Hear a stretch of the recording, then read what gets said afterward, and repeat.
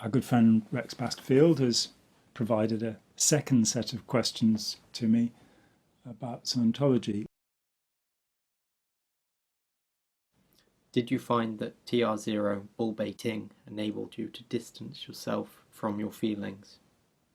Well, no. And again, I think this is personal to Rex, because training routine 0 is where you sit and confront, they say, another person. You sit and stare at them for some hours, is how you're meant to do it. That's what the bulletin says. And we all did that.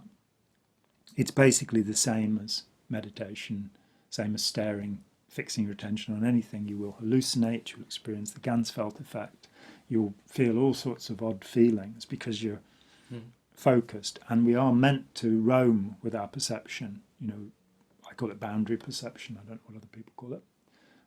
That we're always checking the perimeter with our hearing, so any loud noises, any changes will be registered. And if you take all of those changes away, you know, because they might be dangerous, if you take all of those changes away, then the brain, it's like the volume turns up and you start hearing the background noise. And that will happen during training routine 0s. You know, people's faces will change colour, or all sorts of things. And you will get into a state of euphoria, which is well known to hypnotists, I'm afraid.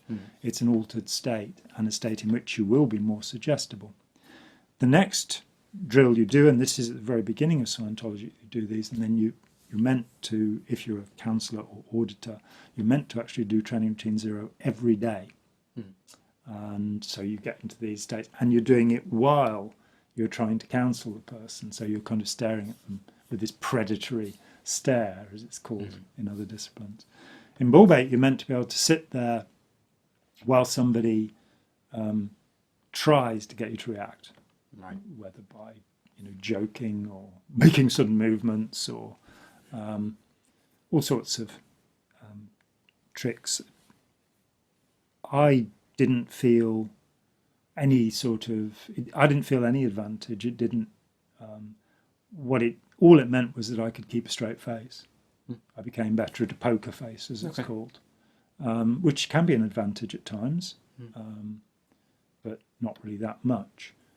It meant when people said outrageous things to me that they were upset about, that I wouldn't react, I wouldn't laugh, even though what they'd said was amusing. Rex's case was rather different. Rex, I'm sure he won't mind me saying this, but he does get to listen to this before it goes out, so he can mind me saying it if he wants. He suffered from a degree of anxiety and found, we were both quite young. I think I was about 20 when I met him. He's maybe a year older than me. And he found himself anxious in situations, and he found that bullbait actually switched that off. And when he next spoke to me, which was decades later, I'm incredibly grateful that he got in touch with me. And he said that all of this time had gone by and it had pretty much switched off his emotional reactions to things. And so he was dissociated emotionally from the world. And, he dealt with that.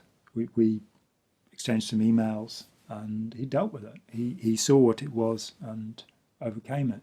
But that and doing tone scale drilling, where you are pretending to a particular emotion, rage or boredom or grief or what have you, learning to pretend these emotions can certainly dissociate you from your emotions.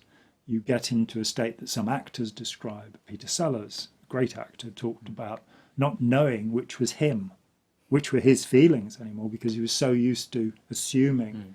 And of course with Sellers, like with me, he did lots of voices. He would take on personalities. So you see him in Dr. Strangelove, and he plays 4 characters, and they're all quite different people. And Stanley Kubrick said that he wished that he could actually have Sellers acting all of the roles in his movies because he was so good. But Sellers himself talked about not having a self. And I think great actors, that could be a problem. And great Scientologists too, that you don't know what you really feel. And that also is true for con men and con women. Let's not be sexist about this. that they actually pretend emotions. Salespeople, they pretend they like you because they want to sell you something. Recruiters, they want to sell you something.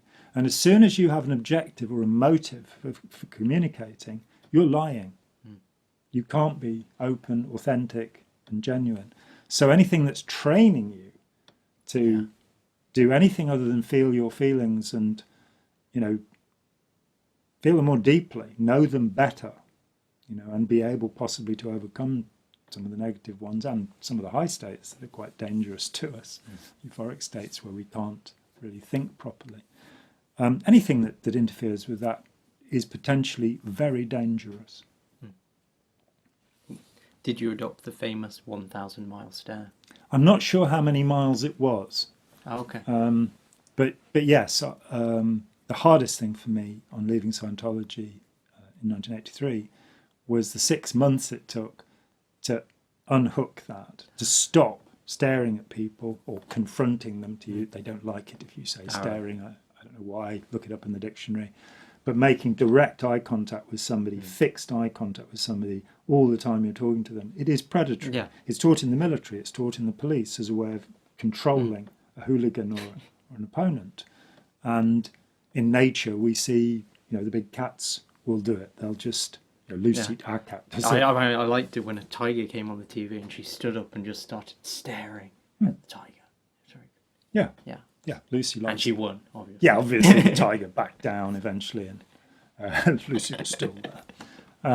Why don't they have kind of black and white, I don't know, it'd be great, right? I think it's called brindled, the Yeah. pattern. It'd be great. We should breed them. They'd be brilliant. Lucy tigers. It took me about 6 months to stop doing it because I'd had 9 years of doing it. And I'd been taught it was the way to do things. And the incredible thing was that when I did stop doing it and started, being able to look around a bit and not face people down all the time, I noticed so much more. And then I read about psychological experiments where they just look at eye movement. And it's funny because I read about that kind of thing before I got into Scientology and thought, what a load of nonsense psychology is. But then I came back to it and you find that if there's a room full of people, that you can see who is taken to be the alpha in the room by the amount of time everybody looks at that person. So even if they're not up on the stage, people will keep checking where the alpha is. And you're processing information that way. If you sit and stare at somebody, it will actually distort your perception. And you won't notice as much about them as you do if you don't do it. So there you go, the 1,000-mile stare. At first, did you feel intimidated by ceaseless and unblinking eye contact from more advanced members? Well, it wasn't unblinking. The blinkless TR0, training routine 0, was abandoned very shortly before I joined in 1974. And it is made clear that you can blink, which is just as well because, as I'm sure Bodhidharma, the founder of Zen Buddhism, found when he cut his eyelids off, your eyes get pretty gritty. I did talk to people who'd done blinkless training routine 0, and they had, they were meant to do it for 2 hours. They set a timer, 2 hours of not blinking. And they experienced incredible, intense hallucinations. I had one guy who fell off his chair. The force of it was so powerful. That was very stupid. The tendency would be for you not to blink as much, perhaps. I didn't find it intimidating. It was something you got used to. But I did realise that people who are not initiated into this do find it intimidating. Yeah. And I find it very easy to adopt, as you know, playfully, hopefully, to adopt that fixed stare, which actually makes people, just one of those things,